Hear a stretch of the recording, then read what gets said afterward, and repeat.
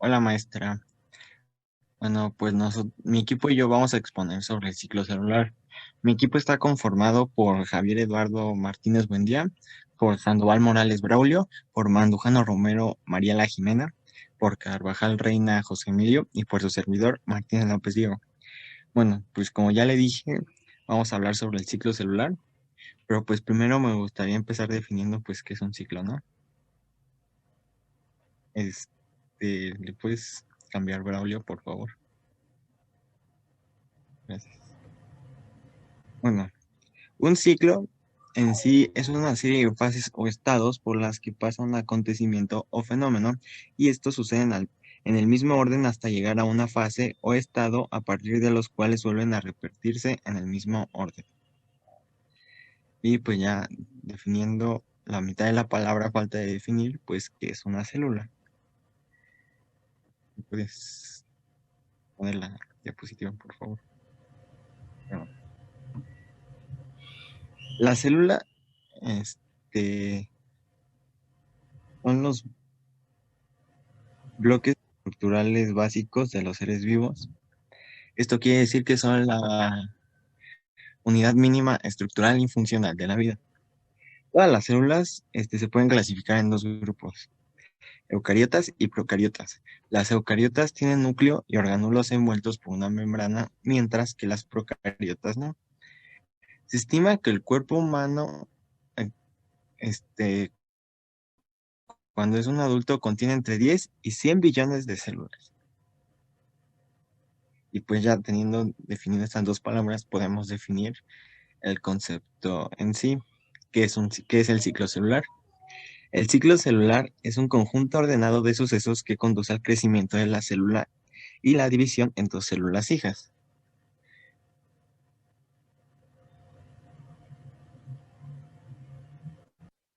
El descubrimiento de división celular.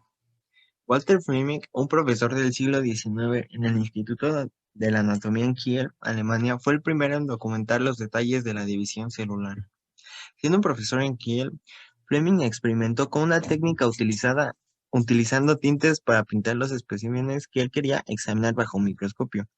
Los microscopios en la década de 1870 no estaban equipados con fuentes de luz eléctrica como están hoy en día. Entonces, teñir los especímenes le permitió verlos en mayor detalle. Encontró que los tintes de anilina eran particularmente útiles debido a que los diferentes tipos de tejidos absorbieron los teñidos e intensidades variables dependiendo en la química. Fleming utilizó estos tintes para estudiar células.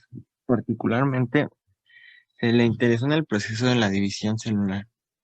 Comenzó una serie de observaciones bajo el microscopio utilizando muestras teñidas de tejido de animal y encontró de que una masa particular de material dentro del núcleo de células no absorbían bien el tinte.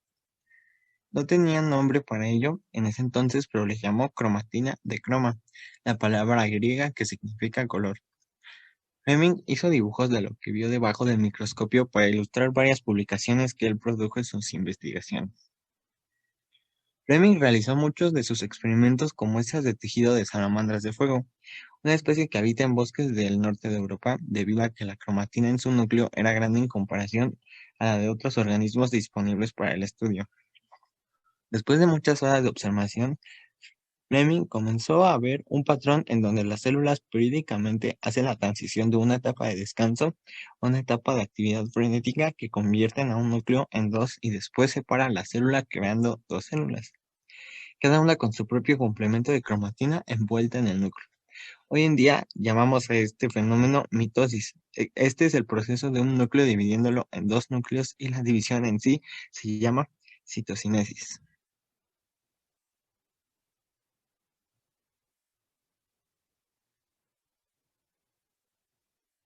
Bueno, este proceso conlleva varias fases, de las cuales el ciclo celular tiene distintas fases que se llaman G1, S, G2.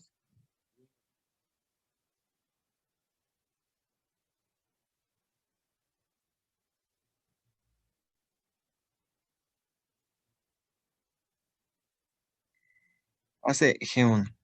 La fase G1 es la primera de las cuatro fases del ciclo celular que tienen lugar en la división celular eucariota.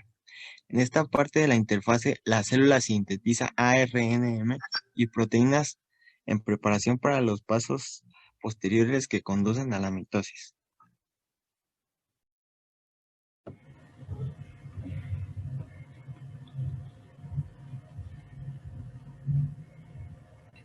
Fase S. En la fase S, la célula sintetiza una copia completa del ADN en su núcleo. También duplica una estructura de organización de microtúbulos llamada centrosoma. Los centrosomas ayudan a separar el ADN durante la fase M.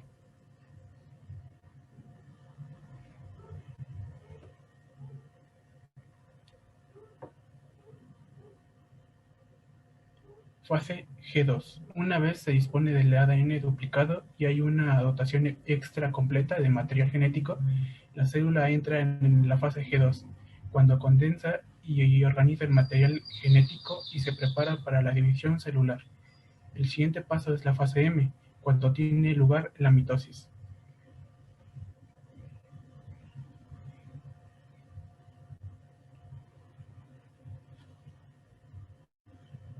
El siguiente paso es la fase M, cuando tiene lugar la mitosis, es decir, la célula reparte las dos copias de su material genético entre sus dos células hijas. Después de haber completado la fase M, se obtienen dos células, de donde había solo una, y el ciclo celular empieza de nuevo para cada una de ellas.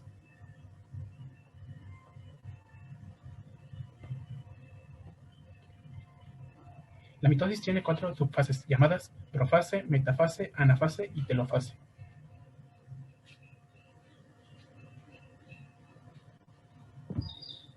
Bueno, a continuación hablaremos sobre la profase. La profase, los principales acontecimientos que pasan, que es la cromatina se empieza a condensar formando cromosomas, la envoltura nuclear se fragmenta hasta desaparece el núcleo dispersándose en el citoplasma, cada centriolo duplicado en la interfase se desplaza a un extremo de la célula, entre ellos se forma el uso acromático y unos filamentos de proteína.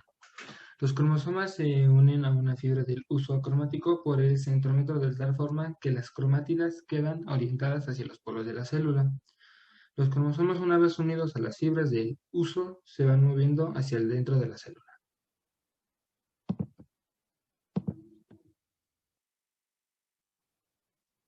Después viene lo que es la metafase.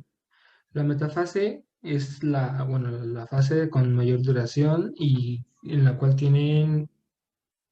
ocurren los principales acontecimientos, los cuales son los cromosomas ya están totalmente condensados y se sitúan en el centro de la célula formando la placa ecuatorial, y los cromosomas están unidos a las fibras del uso cromático por el cinetocoro de cada cromosoma.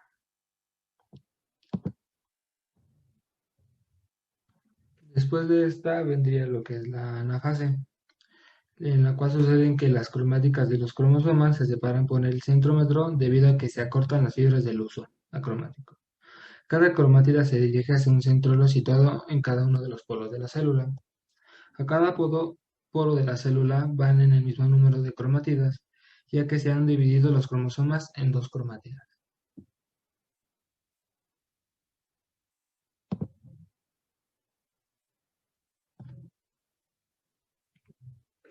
La telofase. Bueno, los principales hechos que ocurren en la telofase son que los cromosomas comienzan a desarrollarse y a transformarse en cromatina.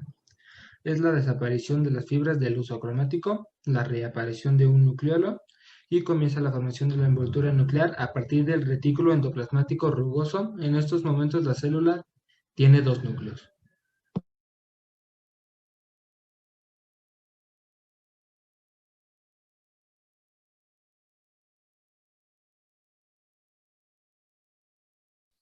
Después sigue la citocinesis. Según va terminando la telofase, tiene comienzo la citocinesis. La citocinesis consiste en la división del citoplasma, en la que se reparten los orgánulos entre las dos nuevas células hijas. Se produce al final de la telofase, y ese sería el final del ciclo celular. Pero este no para, sino, este no para que con las dos hijas vuelva a suceder todo el ciclo una y otra vez. La meiosis es la formación de óvulos y espermatozoides. En organismos con reproducción sexual, las células del cuerpo son diploides, es decir, que contienen dos juegos de cromosomas, uno de cada progenitor. Para mantener este estado, el óvulo y el espermatozoide que se unen durante la fecundación debe- deben ser haploides, lo que significa que cada uno debe contener un único conjunto de cromosomas.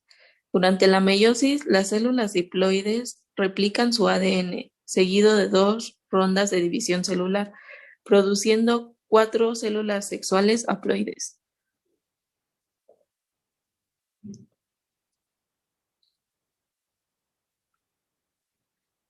Muerte celular. La muerte celular, la muerte de las células en los tejidos humanos. Empiezo otra vez, ¿no? La cagué. A ver, ahí va de nuevo. Muerte celular. La muerte de las células en los tejidos humanos y en otros organismos multicelulares es un hecho normal y no produce alteración de las funciones. Por el contrario, el número de las células en los diferentes tejidos está determinado por un balance homeostático entre la proliferación de células nuevas y la muerte de células agotadas o seniles, existiendo una tasa o ritmo de relación proliferación-muerte, que varía de un tejido a otro.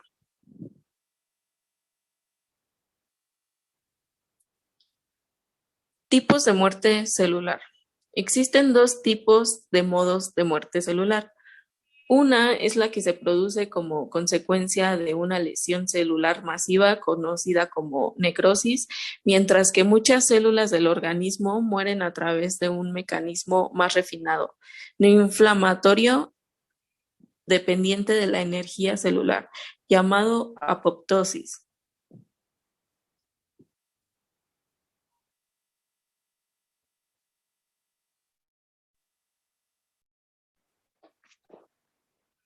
Necrosis. La necrosis ocurre de manera aguda por una forma no fisiológica, mediante una agresión que causa lesión en una porción importante del tejido. Por ejemplo, en el centro de un tejido infartado, en el área de una isquemia o en la zona de una lesión por toxinas. El proceso de la necrosis es desencadenado por toxinas, hipoxia severa, agresión masiva y cualquier otra condición que genere caída de ATP. Esto crea cambios histológicamente, están representando por desorganización y lisis del citoplasma, con dilatación del retículo endoplasmático y las mitocondrias, disolución de la cromatina y pérdida de la continuidad de la membrana citoplasmática, proceso de oncosis. El ADN es partido en fragmentos irregulares al azar, debido a la pérdida de la integridad de la membrana celular.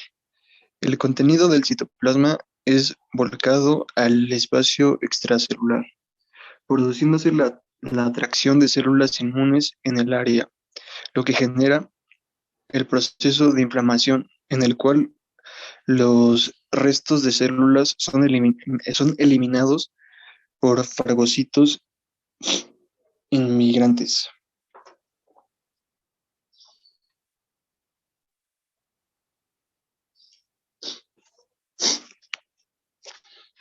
Apoptosis. El proceso de apoptosis es desencadenado por condiciones fisiológicas o patológicas, sin pérdida de niveles de ATP, debido a que el mismo requiere de energía para su realización.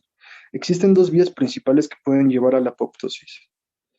Inducción positiva o externa por un ligado unidos a los receptores específicos de la membrana plasmática, y la inducción negativa o interna que ocurre por pérdida de la actividad supresora de mecanismos intracelulares.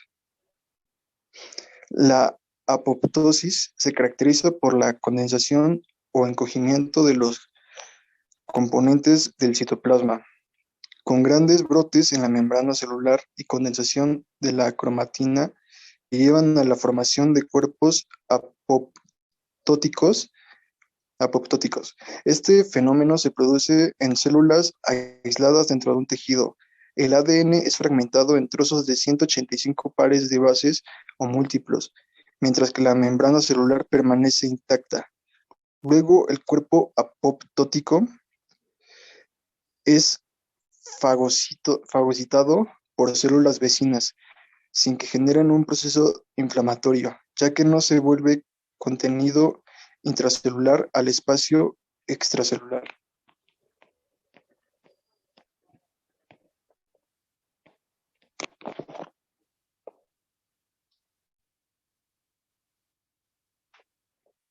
Diferencias principales entre los procesos de necrosis y apoptosis.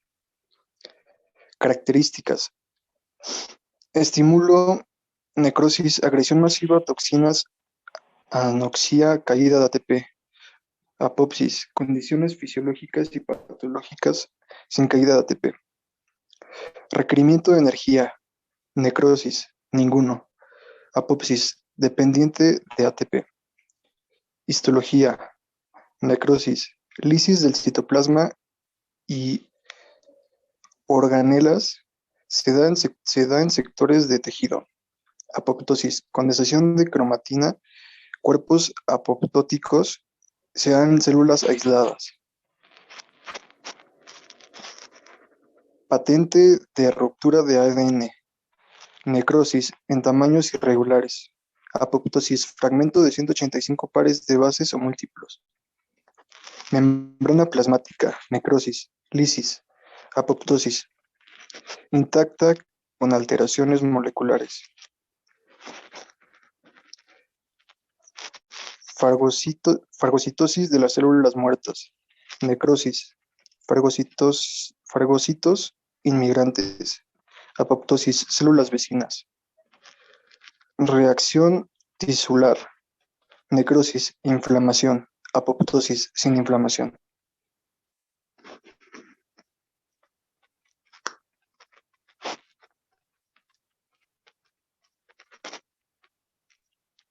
Morfología de la necrosis y de la apoptosis. A la izquierda, el proceso de necrosis muestra el edema, la pérdida de la integridad de la membrana celular y la salida de organelas intracelulares al espacio extracelular. A la derecha, el proceso de apoptosis muestra la integridad de la membrana después de la muerte celular, condensación de la cromatina e integridad de la membrana y citoplasma. En los cuerpos apoptóticos que contienen las organelas, los cuerpos apoptóticos luego son fagocitados.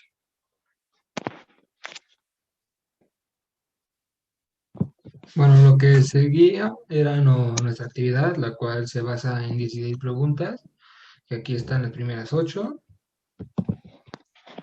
Estas son las siguientes 8, y esto era con el fin de poder resolver encontrar las palabras ya con las respuestas.